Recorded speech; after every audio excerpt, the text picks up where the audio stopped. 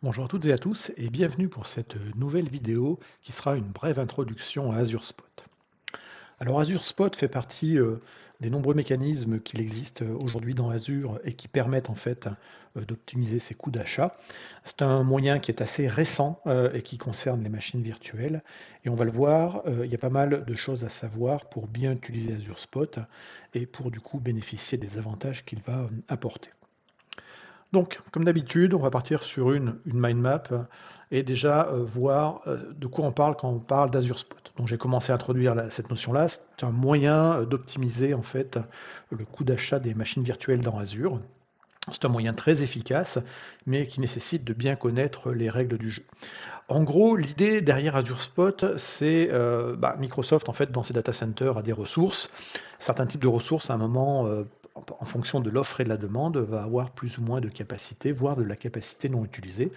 Donc, l'idée derrière, c'est que vous, en tant que client, vous pouvez en fait utiliser cette capacité non utilisée à un prix significativement moins cher que le prix standard de type pay-as-you-go. Point derrière, on est sur une mécanique d'offre et de demande. Donc, en gros, si on a peu de demandes sur, je ne sais pas, un gabarit de machine virtuelle par exemple, et bien à ce moment-là, on aura une offre entre guillemets intéressante en termes d'Azure Spot, parce qu'on aura des choses finalement à utiliser derrière. Si ensuite la tendance s'inverse, c'est-à-dire qu'on a une grosse demande sur un type de gabarit de VM par exemple, eh bien du coup la partie spot sera moins intéressante. C'est un principe tout à fait classique d'offre et de demande. À tout moment, l'infrastructure d'Azure, on va pouvoir reprendre entre guillemets ces machines spot et on va avoir un mécanisme d'éviction, j'en parlais tout à l'heure, mais ça veut dire derrière effectivement que à partir du moment où la fabrique aura besoin à nouveau de récupérer euh, cette puissance, cette capacité pour la vendre à des gens qui sont prêts à payer le PSU-Go, ça veut dire qu'on va pouvoir préempter l'instance ou la capacité de la machine virtuelle et donc en gros, donner un délai de 30 secondes et à partir de là, on préempte la capacité. Donc on comprend tout de suite que quand on va parler d'Azure Spot, on va être sur une technologie très intéressante pour, financièrement parlant, mais qui va bien aller avec des workloads, des applications qui sont prévues pour ça et qui peuvent être interrompues parce qu'effectivement, à tout moment, à hauteur de 30 secondes près, on va pouvoir vous reprendre, entre guillemets, la RAM, le CPU qui sont affectés à vos VM et donc du coup potentiellement arrêter des applicatifs derrière. Donc Azure Spot n'est pas valable pour tous les workloads, mais pour tout ce qui est interruptible, traitement batch, dev and test, etc., eh bien ça peut être une très très très bonne option économiquement parlant. Alors quelques considérations qu'il va falloir connaître quand on fait effectivement de l'Azure Spot. Première chose, effectivement, à partir du moment où on vous dit qu'on peut retirer les workloads et donc on peut reprendre la puissance qu'on a mis à disposition pour un coût pas cher. Ça veut dire qu'on n'a pas de SLA, pas de Service Level Agreement sur la disponibilité associée à ces machines qui sont des VM Azure Spot. Premier point important. Deuxième chose, l'Azure Spot n'est pas valable dans tous les abonnements Azure, tous les types d'abonnements Azure. Il est disponible pour quoi? Pour les abonnements de type accord entreprise, EA, rien d'extraordinaire, les offres d'abonnement Azure de type pay-as-you-go, les offres sponsorées, sponsor, c'est-à-dire où on sponsorise entre guillemets les gens et on crédite dessus. Et si vous êtes sur des abonnements Azure de type CSP, Cloud Solution Provider, eh bien là ça dépend du Cloud Solution Provider et donc il faut contacter votre partenaire revendeur qui vous dira effectivement si vous pouvez l'avoir ou pas. À noter, c'est que si on utilise des machines Azure Spot, elles vont rentrer dans un quota séparé. Je rappelle que dans Azure, tout abonnement Azure a un quota, c'est-à-dire un nombre limité de nombre de VM ou de corps de VM associés à des gabarits. Là encore, imaginons que vous ayez un quota sur des séries D par exemple ou des V2. Le quota associé aux VM Spot Azure qui seront de type DV2 sera un quota séparé et donc ce quota, comme tous les quotas, peut être modifié à la hausse ou à la baisse. Et ça, vous faites un appel auprès du support. Donc si vous dites je vais utiliser l'Azure Spot et à tout moment je veux pouvoir récupérer par exemple 100 nouvelles machines Spot, il faut bien vérifier au préalable qu'on a bien les quotas pour. Le prix des VM en Azure Spot va varier en fonction de la région et du SKU, donc du gabarit. Là encore, comme je l'ai expliqué tout à l'heure, ce qui va driver le prix des VM en Azure Spot, c'est vraiment la notion de demande de la part de nos clients. Si on a peu de demandes, du coup, nous, on aura une offre intéressante. Si à l'inverse, on a beaucoup de demandes sur ce type de gabarit, notre offre sera moins intéressante. Et donc, les prix vont varier en permanence. Ils vont varier même à l'heure, pour être plus précis. Certains gabarits de VM ne sont pas supportés. Alors en gros, ce sont les séries de type série B, les bursts. Ce sont déjà des machines virtuelles et des gabarits qui sont à des prix assez tirés vers le bas, assez optimisés, donc ça ne fait pas partie. Également, on a certaines vieilles machines, vieilles familles de gabarits, entre guillemets, qui intègrent ce qu'on appelle des versions promo, sur lesquelles il y a déjà des discounts, donc on ne réapplique pas un discount par-dessus un autre. Si vous avez des environnements qui sont déployés dans les zones, dans les régions Azure en Chine, donc les régions qui sont opérées par VNet 21, eh bien, ce n'est pas disponible Azure Spot aujourd'hui en Azure China. Et ensuite, eh bien, il va falloir réfléchir, donc ça fait partie des considérations à avoir, sur la stratégie de déploiement de ces machines spot. Est-ce qu'on va prendre une stratégie de type swap prioritaire ou une stratégie balancée? Donc la stratégie swap, elle va consister en gros à dire d'abord je prends des VM de type spot, et puis après, si vraiment je n'arrive pas à en avoir parce que il y a peu d'offres, entre guillemets, alors que moi j'ai beaucoup de demandes, et dans ce cas-là, on rebascule ensuite sur des machines régulières de type pay-as-you-go ou réservation, etc. Donc, stratégie swap, c'est d'abord on fait une priorité sur les VM spot, et puis si on n'en a pas assez, on fait un failover sur des machines standards.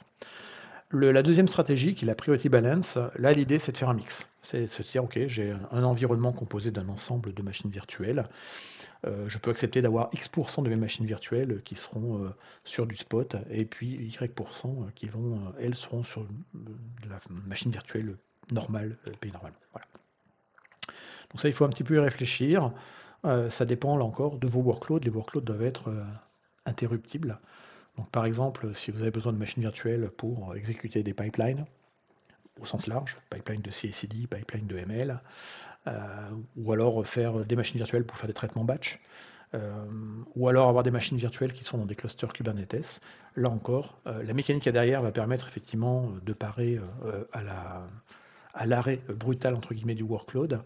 Donc c'est à vous d'organiser. Donc un exemple de balance stratégie, elle pourrait être faite par exemple sur un cluster AKS, ou dans lequel on répartirait, on aurait des nœuds qui seraient en machine standard pay-as-you-go ou prix négocié, et des machines qui seraient en spot. Et on se dit, voilà, si certaines machines spot sont préemptées, et c'était pas très grave parce que factuellement, un cluster Kubernetes sait redémarrer les workloads à côté sur les machines qui, elles, continuent à être payées et donc ne peuvent pas être préemptées.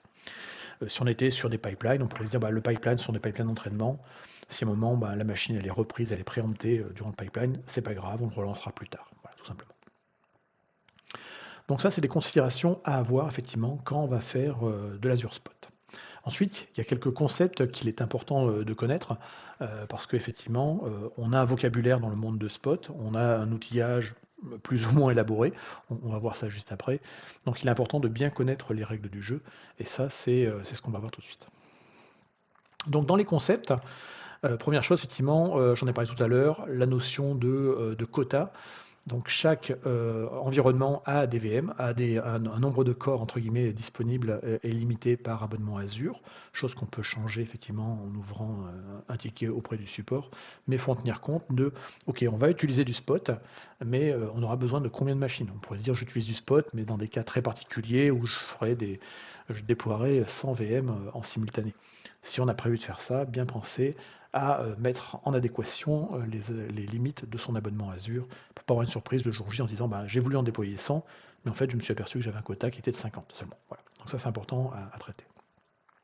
Ensuite, il va falloir comprendre la mécanique d'éviction, c'est-à-dire la manière dont potentiellement seront préemptées les machines et la manière dont on va pouvoir repartir après derrière.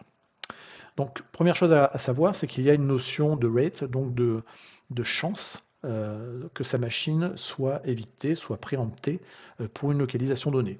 Globalement, c'est une valeur en pourcentage. Donc on le verra dans les interfaces tout à l'heure. Vous allez avoir le pourcentage de chances que votre machine puisse être reprise en fonction de l'activité. Et les paramètres, les valeurs vont aller de 0 à 100%.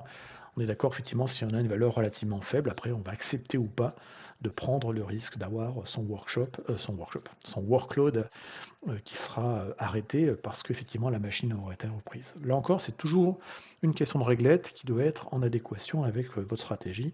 Il faut dire finalement, est-ce que je peux économiser, je dis n'importe quoi, 80% du coût avec un taux de chance de me faire prendre la VM à une chance sur 20 ou une chance sur 10. Là encore, c'est des choix qui ne peuvent être faits que par vous. Ensuite, le type d'éviction. Donc, à partir du moment où on va vers la fabrique va préempter, va reprendre entre guillemets la puissance, le CPU et la mémoire sur un hyperviseur, il y a deux manières de faire ça. Alors, là encore, quand vous allez configurer votre instance spot, eh bien, c'est des choix que vous allez faire. Donc, première chose, ce qu'on appelle le capacity only, c'est-à-dire là où vous dites, OK, tant que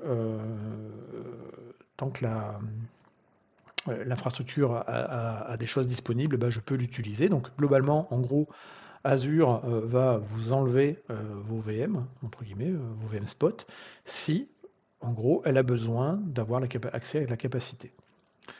Ça veut dire effectivement que si après la capacité revient, on peut retenter après de redéployer derrière. Voilà, ça c'est plutôt assez intéressant. Ensuite, il va y avoir le choix dans les politiques d'éviction de dire, OK, je vais tenir compte, alors l'éviction ne sera pas liée qu'à la capacité. Donc là, je pourrais me dire, moi, je vais déployer une machine spot. Tant qu'il y en a dans la fabrique, tant qu'il y en a disponible dans l'infrastructure d'Azure qui n'est pas utilisée, je profite de ça au prix, entre guillemets, où on me le vend à l'instant T, sachant que ce prix ne pourra pas dépasser la valeur maximum.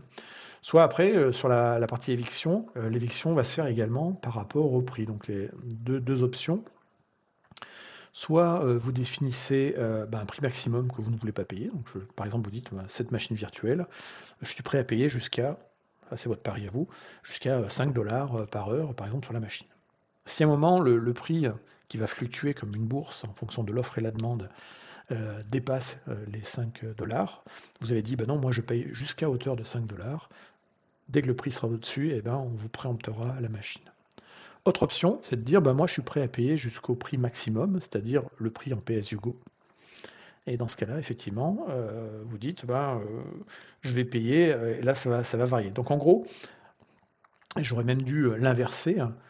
Quand on dit qu'on est prêt à payer jusqu'au prix pay-as-you-go, et donc en gros on ne se donne pas de limite dans le paiement, sachant qu'on ne dépassera pas le prix normal, on va en fait limiter finalement l'éviction juste à la capacité disponible dans le data center. L'autre moyen, effectivement, c'est de dire, moi, je veux caper à un certain prix mon abonnement spot parce que je veux optimiser et je veux ce prix-là et pas au-dessus. Donc, du coup, quand on va définir pour une instance spot, effectivement, le prix maximum qu'on va payer, si on se met en valeur -1, ça veut dire qu'en fait, la seule manière de se faire préempter sa machine, c'est qu'il n'y ait plus de capacité disponible dans le data center pour faire ce type de machine. Dans ce cas-là, vous irez et vous payerez jusqu'au prix maximum du pay-as-you-go. Soit, effectivement, vous définissez une valeur. Vous dites, voilà, moi je suis prêt à payer tel prix maximum sur une VM, sachant que ce prix doit être forcément, la valeur que vous allez définir, sera forcément supérieure au coût de l'infrastructure, c'est-à-dire ce que va nous coûter, nous, entre guillemets, la machine et l'électricité derrière. Et ça, ce coût-là, on va vous le donner dans les interfaces. Ensuite, sur les politiques d'éviction, il y en a deux. Donc les stratégies, les stratégies d'éviction, il y en a deux. Soit on choisit de désallouer la machine, c'est-à-dire que basiquement, on l'arrête sur l'hyperviseur pour désallouer les corps CPU et la mémoire qui étaient utilisés par cette machine virtuelle. Et donc quand on est sur une politique et quand vous choisissez une politique de type désallocate, ça veut dire que potentiellement vous planifiez de pouvoir redémarrer la machine derrière. Et la deuxième option, c'est de faire une stratégie de suppression. Et là, effectivement, on va réduire le coût. Alors, réduire le coût par rapport à l'approche désallouée, simplement parce qu'une machine virtuelle elle a des disques durs, et donc les disques durs, on continue à les payer même quand la machine est arrêtée. D'accord. Si on prend l'option delete, eh bien là, effectivement, quand la machine spot sera arrêtée par la fabrique, elle sera également supprimée. Donc ça, c'est un choix après à avoir en fonction encore du workload et de ce qu'on fait derrière. Si on parle par exemple d'une machine virtuelle qui ferait des pipelines, on pourrait se dire, ou qui fait juste un entraînement, on pourrait se dire, il n'y a pas besoin finalement de garder cette machine parce qu'elle est juste là pour traiter quelque chose et la donnée n'est pas stockée dessus. Voilà. Bien entendu, donc le pourcentage de chance plus le prix que vous allez payer va définir en gros si vous avez votre environnement qui tourne ou pas. Et ce qui est intéressant, c'est quand même, avant de se lancer dans l'aventure, de savoir également comment réagir en cas d'éviction. Et pour cela, il y a une capacité en fait de simuler en fait une éviction. Et quand vous allez simuler l'éviction, en fait, le but est d'aller voir comment vous allez traiter les messages liés aux évictions. Et donc les events, c'est effectivement ce qu'on va voir ici. Donc, pour savoir quand la machine va être préemptée, en fait, on utilise sur chacun des environnements Linux et Windows un service qui s'appelle Azure Schedule Event. Et Azure Schedule Event, en fait, c'est un service de metadata qui tourne sur les machines virtuelles dans Azure, alors qu'on soit sur du Windows ou du Linux. Et en gros, on va envoyer, la fabrique va envoyer un événement sur ce service de metadata qui va dire attention, la machine va être préemptée. Là encore, on envoie le message 30 secondes avant de la préempter. Et l'idée, en fait, c'est de pouvoir, quand ce message arrive sur la VM, éventuellement, soit arrêter de manière propre l'application, envoyer un signal peut-être pour dire que la machine a été préemptée, enfin en gros faire quelque chose, parce que plutôt que laisser la machine s'arrêter, entre guillemets, brutalement. Donc, dans les messages qui seront envoyés sur le service Azure Metadata Service, vous allez avoir un message, un préempt signal, qui va vous dire hop, attention, là on a lancé l'opération de préemptage et la machine va être soit désallouée, soit supprimée.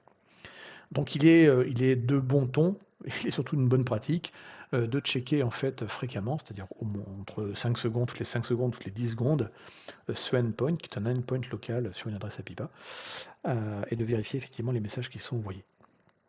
Alors pour le coup, donc ça c'est bien entendu très bien documenté, et donc il y a des API pour ça.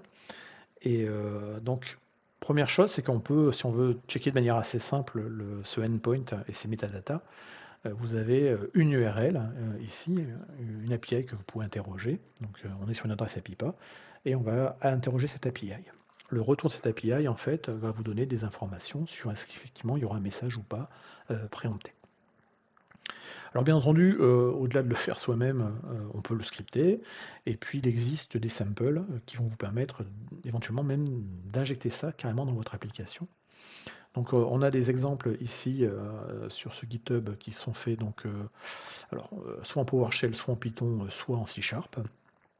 Et l'idée effectivement c'est d'avoir un mécanisme qui va aller pooler de manière assez régulière la présence ou pas d'un message qui dit attention, on va préempter. Et à partir de là, si on a ce message, on traite ensuite en fonction de son workload. Donc, je l'ai dit tout à l'heure, on fait de l'Azure Spot pour optimiser le coût des VM. Et donc, l'intérêt, c'est entre guillemets, d'un peu savoir combien on peut gagner en regardant l'historique des prix pour des gabarits donnés. Et puis, ce qui est intéressant d'avoir également, c'est l'historique sur la partie éviction, quoi. Donc, il y a plein de moyens de savoir tout ça. Alors, première chose, sur la partie pricing, on a l'Azure Spot Advisor, qui est donc disponible dans la partie pricing Azure Spot. Et donc là, c'est assez intéressant parce que vous allez dire, OK, pour une région donnée, j'aimerais savoir à combien je peux avoir des machines virtuelles. Mettons qu'on se mette ici en France centrale. Voilà, France centrale. On va rester en unité le dollar parce que ça va rajouter quelques fonctionnalités. On dit que vous voulez faire afficher un prix à l'heure ou un prix au mois. Alors on va dire un prix au mois, des fois c'est plus parlant. Et puis on va choisir son gabarit de VM. Mettons que j'ai envie d'avoir on va prendre des VM généralistes, on va prendre des séries DV4, rien d'extraordinaire dessus. On va dire voilà, j'ai besoin au moins de 4 vCPU. Et puis il me faudrait au moins 128 gigas de mémoire. Et là, je commence déjà à avoir automatiquement, dynamiquement, par rapport à ma requête, il me construit, entre guillemets, les machines qui sont disponibles. On va mettre 64 pour en avoir un petit peu plus ici, voilà. Et là, automatiquement, en fait, je vois les prix. Donc, déjà le nom des instances, leur taille. Donc là, effectivement, j'ai demandé 4 vCPU minimum. Bon, bah là, c'est 16, 32, 64. Pour 64 Go, effectivement, j'ai des machines au moins qui ont ça. Voilà. Et là, ici, j'ai le prix, effectivement, en pay-as-you-go, au prix au mois. Donc, on va dire ici qu'on est sur un prix de 654 pour une machine X16 vCPU et 64 Go de mémoire. Si on était en spot, cette même machine, en fait, va coûter 90% moins cher. Donc, elle va coûter 1/10 du prix. Donc là, on se dit c'est super intéressant, effectivement, pour des workloads qui n'ont pas besoin, en fait, qui peuvent être préemptés. Globalement, ça veut dire qu'ici, on va faire une économie substantielle, hein. On aura divisé par 10 la facture. Là encore, on pourrait là-dedans dire oui, mais moi je ne veux pas aller au-delà quand même de 200 euros. Là encore, vous voyez qu'en tapant les bonnes informations, vous allez filtrer comme il faut. Donc mettons ici que ce soit à 32 Go. Voilà, donc le maximum 200 euros. Et bien pour 200 euros, je peux avoir tout ça. Donc ici, globalement, sur cette gabarit de VM, on est à 90% d'économie. On pourrait essayer de faire ça avec des séries D3, là on a 90 aussi. Là, il n'y en a pas. On pourrait prendre des séries F par exemple. On va prendre des FV2. Là, on est à 90. Alors 90, c'est vraiment pas le chiffre qui tombe toujours, hein.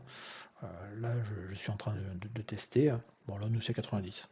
Bon, là encore, ça va dépendre des régions, ça dépend des moments, ça dépend des séries. Là, pour l'instant, j'ai fait que du 90 sur France Centrale, c'est pas mal, mais ça peut être derrière 80%, voire 75%. Là encore, ça va dépendre de l'offre et de la demande. Mais globalement, quand on voit ça, on se dit, oui, économiquement, c'est intéressant, il y a probablement quelque chose à faire. Donc ça, c'était le Azure Spot Advisor. Par le portail également, on peut avoir des informations. Donc si vous choisissez de créer par exemple une machine virtuelle, vous allez pouvoir visualiser au moment où vous allez dire bah, je suis prêt à payer un prix maximum pour cette VM, vous allez pouvoir voir l'évolution sur les 3 derniers mois du prix de la VM. Et donc ça va vous donner une tendance. Alors ce qui est assez intéressant sur ce genre de tableau, c'est que ça va vous donner également, vous allez avoir 2 informations. Vous allez avoir ici en ligne continue la région sur laquelle vous pensez déployer votre VM. Et au cas où, on va vous donner également 2 autres régions autour, qui sont les régions entre guillemets, géographiquement assez proches. Et ça va vous permettre également de comparer le coût à l'heure de la VM sur les différentes régions. Donc ça peut être intéressant de voir que par exemple ici, sur 3 régions, East-US, East-US 2 et Canada central, et ben globalement, East-US 2 est un petit peu moins cher qu'East-US, sachant que les 2 régions sont en Virginie, aux États-Unis. Donc potentiellement, ça peut valoir le coup du coup de dire, je ne vais pas mettre ça sur East-US, mais sur East-US 2, et là j'économise encore. Ce qui est intéressant, c'est de regarder également l'eviction rate, c'est-à-dire le taux, le pourcentage de chances qu'à un moment vous soyez préempté sur la machine. Donc là, par exemple, en East-US, le taux d'éviction, il est quasiment nul, hein, il est entre 0 et 5%, et on est à 0,47. En East-US 2, le taux, lui, par contre, il est entre 5 et 10%. Donc une chance sur 20 ou une chance sur 10 de se faire préempter la VM. Par contre, derrière, on a un peu d'économie parce qu'on a 0,014 cents de différence. Là encore, c'est à vous de faire le choix, de dire est-ce que pour mon type de workload, c'est gênant si je le mets dans une autre région, sachant que je peux gagner un peu de coût derrière. Donc ça, c'est des interfaces que vous allez avoir directement dans le portail d'Azure quand vous choisissez de déployer une VM Spot. Vous avez une autre vue qui est la vue en table. Et donc la vue en table, ici, va vous redonner en fait pour les différents mois, là encore, les prix moyens. Alors il y a des API pour ça également, donc on peut également aller attaquer les API et les parser avec du JQ pour se faire un bon formatage derrière. Et puis une autre façon également d'avoir l'information, c'est de passer par Azure Graph. Et donc dans Azure Graph, en fait, il existe des ressources en fait, on peut requêter entre guillemets dans Azure Graph les informations liées au pricing et donc faire du KQL pour aller faire une recherche. Donc là, par exemple, ici, si on cherchait l'historique des prix spot, on pourrait faire une requête en KQL qui dit pour les spots, pour les ressources dit spot, pour telle localisation, alors on peut en mettre plusieurs, par exemple ici East US et Central US, pour les machines de type Linux et pour ces gabarits là donnés, on va pouvoir récupérer les derniers prix spot. De la même façon, en KQL et donc au travers d'Azure Graph, on va pouvoir requêter derrière les taux d'éviction et donc de dire bah, là encore pour ces deux régions quel est le taux d'éviction. Donc en gros les deux informations qu'on a vues tout à l'heure graphiquement dans les interfaces, on peut également les atteindre au travers en fait de Graph Explorer, sachant que sur les données effectivement des prix on a un historique sur les 90 derniers jours et que sur les taux d'éviction on travaille sur les 28 derniers jours. On peut travailler par API, donc ça j'en ai parlé tout à l'heure, effectivement, avec les API de ressources graph, on va pouvoir faire cette interrogation. Et on peut travailler également directement sur les API de prix. Et donc, par exemple, directement aller. Alors là, c'est un petit peu plus violent, mais effectivement, là, j'ai fait un appel à l'API et là, j'ai toute la grille de tarifs. Et après, c'est à moi de la parser pour récupérer que ce qui concerne, par exemple, Spot. Donc, vous voyez ici, là ça, c'est un peu brut de fonderie, mais ce que je ferai généralement, c'est que je vais faire ma requête sur l'API avec un curl par exemple, faire un pipe avec un GQ et puis ensuite faire mon filtre derrière pour n'extraire en fait que les machines de type spot et après c'est à vous de mettre les bons noms derrière, les bons filtres pour récupérer l'information.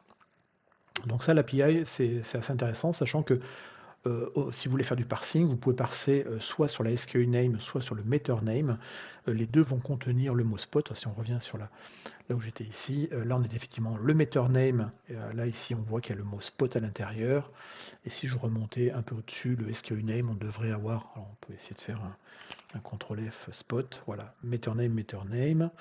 On va chercher spot. Et effectivement, ici, on a le SKU name. Là, on voit le mot spot. Et là, on a le meter name. Donc, c'est les deux moyens en fait, de filtrer les requêtes sur les API. Pour déployer des VM Spot, en fait, on peut les déployer sous différentes formes. On peut les déployer vraiment sous la forme de je crée une VM unitaire et derrière, ben, je vais préciser mes informations en spot. Donc, si on prenait en CLI, eh bien, on verrait ici qu'on va avoir ici trois informations pour déployer une VM Spot. Donc, bon, la première information, c'est pour dire que c'est une VM Spot. Ensuite, ici, on va jouer sur la stratégie d'éviction, c'est-à-dire est-ce que quand une machine est préemptée, elle est arrêtée. Donc ça, ce sera l'option désallocate, ou alors ce sera delayed. Ça, il y a deux options ici. Et puis ici, si on met max price égale -1, ça veut dire qu'on est prêt. Donc, on va payer le tarif en cours réduit de spot. Si l'offre et la demande changent, bah, le prix va pouvoir augmenter. Et donc, dans ce cas-là, il pourra augmenter jusqu'à hauteur du prix en PS-Hugo. Donc, la valeur -1 veut dire qu'on est prêt à aller jusqu'à payer le PS-Hugo, le prix PS-Hugo. Si on change la valeur ici, qu'on met, je ne sais pas, 0.05 par exemple, ça veut dire qu'on est prêt à payer un prix maximum de 0.05. Si le prix de la ressource en fonction de l'offre et la demande se met à varier et dépasse les 0,05, à ce moment-là, la machine également sera préemptée. Donc ça, c'est une version relativement simple, effectivement, derrière de la création d'une VM avec la CLI Azure. On peut également avoir des VM Spot au sein de VMSS, donc de Virtual Machine Scale Set. Donc là, il y a deux choses à savoir. Il y a le try and restore, c'est-à-dire que si vous êtes sur des machines et une ferme qui s'agrandit et qui se rétrécit en fonction de l'autoscaling, et bien là du coup l'autoscaling va faire que si à un moment vous avez été réduit parce que les prix se sont inversés, que vous avez dépassé un quota et donc il y a eu une préemption, là encore si les prix rebaissent, le scale set peut repartir et donc restaurer entre guillemets des VM qui ont été arrêtés. D'autres types de VMSS déployés en mode flexible vont vous permettre, ça c'est très récent, c'est annoncé à Ignite en novembre 2022, ça va être, donc c'est actuellement preview, ça va vous permettre en fait directement de dire au sein d'un VM scale set, je vais pouvoir entre guillemets définir le pourcentage de VM spot par rapport au pourcentage de VM de type PS-Hugo. Je ne sais pas si on a une interface ici, voilà. Donc là par exemple ici, si on est sur un VM scale set flexible size, en spot désormais, donc on va dire je scale ce VMSS avec des VM standards et des VM spot. Et là, vous allez définir ici, effectivement, le pourcentage de VM non interruptibles payés de manière classique en réservation ou en PS-Hugo et le nombre de VM qui, elles, sont interruptibles. Voilà. Donc ininterruptible versus interruptible. Autre élément également où c'est autre endroit où c'est intéressant d'utiliser du Spot, dans des node pools Kubernetes. Donc je rappelle qu'un cluster Kubernetes dans Azure, il peut être composé de plusieurs node pools, donc de plusieurs groupes de VM, chaque node pool étant représenté par un VMSS. D'ailleurs, je pourrais même mettre une petite flèche ici en disant qu'il y a quand même une relation entre les deux. Et puis, au-delà du node pool système qui lui forcément doit toujours tourner, donc ne doit pas être présenté, les autres node pools peuvent être effectivement un mix de node pools en pay-as-you-go ou de node pools qui seront des node pools temporaires, préemptibles, on va dire, de type spot. Et là, du coup, eh bien, pour créer tout ça, ce sera dans la définition du node pool, ici, qu'on va là encore définir sa politique. Alors hop, on va refaire. Est-ce que c'est une VM de type spot, enfin un node pool de type spot ou pas? Là encore, la politique d'éviction et jusqu'à combien vous pouvez être prêt à payer. Donc là, c'est un moyen assez excellent parce qu'en fait, finalement, pour le coup, les workloads interruptibles, il doit pouvoir y en avoir dans Kubernetes, hein, parce que je le rappelle qu'en fait, dans Kubernetes, on a une mécanique en fait de self-healing qui fait que si une machine disparaît, ben, les pods, les workloads qui tournaient sur cette machine peuvent être redéployés dans un autre endroit du cluster. Donc du coup, ça peut être assez intéressant de faire des clusters mixtes avec des node pools qui sont en pay-as-you-go et des node pools qui eux sont en version spot. Là encore, quand on a un ratio de 1 pour 10, ça peut être intéressant d'augmenter la puissance de son cluster pour un coût finalement relativement faible. L'état des VM, bah, globalement, vous aurez compris qu'il y a, quand on est en spot, il n'y a pas des 1000 états possibles. Soit la machine tourne parce qu'il y a de la capacité derrière et où c'est encore dans la fourchette de prix que vous acceptez de payer, soit la VM, elle est arrêtée ou supprimée. Là encore, ça va dépendre de votre stratégie d'éviction que vous avez définie. Je rappelle qu'on peut effectivement simuler une éviction. Donc là, je vous l'ai montré tout à l'heure, on peut simuler une éviction en fait, et voir le résultat avec la commande sur le service du metadata sur la machine. Pour la simuler, il y a plusieurs options. Soit directement, en fait, vous faites un post sur une API directement. Et donc, il y a une API qui est la partie Simulate Eviction. Donc là, effectivement, il faut faire un curl avec les bons paramètres qui va bien, ou l'équivalent d'un curl. Pour faire encore plus simple, on l'a désormais packagé en fait dans la ligne de commande Azure. Donc si vous faites AZVM Simulate Eviction, et là vous ciblez la VM et le ressource group, et bien automatiquement le signal d'éviction sera envoyé. Vous pourrez d'ailleurs le vérifier au niveau des services de metadata et donc voir un petit peu comment ça se comporte pour votre application. Si vous utilisez un VMSS, eh bien la commande est assez similaire. Ce sera un AZ VMSS Simulate Eviction et là ensuite vous donnez les informations derrière pour cibler votre VMSS, tout simplement. Ensuite, le service de metadata, là encore, il va falloir vous pouvez avoir des messages d'erreur quand vous allez vouloir soit créer, soit faire des opérations dessus. Là encore, tout cela est parfaitement bien documenté. Et donc, vous avez les codes de retour ici qui sont dans la documentation. Bonne pratique pour tout ça, vous l'aurez compris, hein, les Azure Spot, c'est super pratique, mais il faut avoir une architecture qui soit conçue effectivement pour ça. Donc, dans les bonnes pratiques, on encourage effectivement à designer une architecture qui peut du coup fonctionner avec un grand nombre de SKU, dans le sens où vous ne devez pas verrouiller votre architecture sur un seul gabarit de machines virtuelles, une seule famille très précise. Mais finalement, si vous avez besoin de 2 CPU et de 16 Go de mémoire, soit effectivement vous prenez une machine bien particulière qui est une DS4, etc. Mais après, vous pouvez jouer sur des V1, V2, V3, V4. Version Intel, version AMD, là encore, moins vous êtes spécialisé en termes de SKU, plus ça vous donne un choix plus important pour piocher dans Spot. Prévoir que son architecture peut être agnostique de la région. Donc là encore, dire, ok, je fais par exemple des entraînements de machines, de modèles de machine learning. Est-ce que j'ai besoin absolument de les faire en France centrale ou alors est-ce que je peux les faire en West Europe, en North Europe, en Sweden central par exemple? Tous ces éléments-là vont permettre en fait de vous donner plus de choix pour trouver le meilleur prix pour une ressource donnée à un instant T. Donc là encore, en recherchant l'ensemble des gabarits de VM qui sont compatibles avec ce que vous voulez faire et en vérifiant les régions sur lesquelles vous pouvez le faire, vous faites la bonne requête derrière et vous trouvez l'endroit à un instant T où ça coûte le moins cher. Là encore, tenez compte du fait qu'en fonction des heures de la journée, des week-ends, de certaines saisons, eh bien, tous ces éléments-là vont avoir un impact forcément sur le prix d'une ressource à un instant T. On peut se douter que quand on va arriver dans des périodes de fête où il y aura plein de sites de e-commerce qui vont surcharger ou aller chercher plus de ressources dans le data center, il y aura peut-être moins de prix intéressants dans des zones particulières. La nuit, là encore, quand c'est des workloads qui tournent la nuit, ça peut être intéressant justement de cibler des endroits où il n'y a pas d'activité, parce qu'en général, la nuit, les machines sont arrêtées, et donc il y a plus de ressources dans le data center, et donc on peut avoir des meilleurs prix. Donc tout ça, c'est des choses à tenir compte quand on va faire du spot. Eh bien, cette vidéo se termine, donc j'espère que du coup Azure Spot est un peu plus clair pour vous.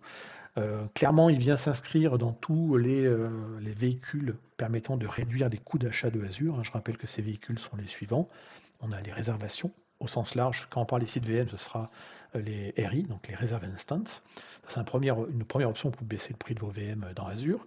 Le deuxième, c'est les Saving Plans, donc les Azure Savings Plan for Compute, qui sont arrivés assez récemment. Le troisième, c'est d'avoir des discounts qui ont été négociés lors d'un contrat, on va dire, plus long terme avec Microsoft et plus global. Et puis ça, c'est donc du coup la nouvelle option pour également économiser le prix de vos VM.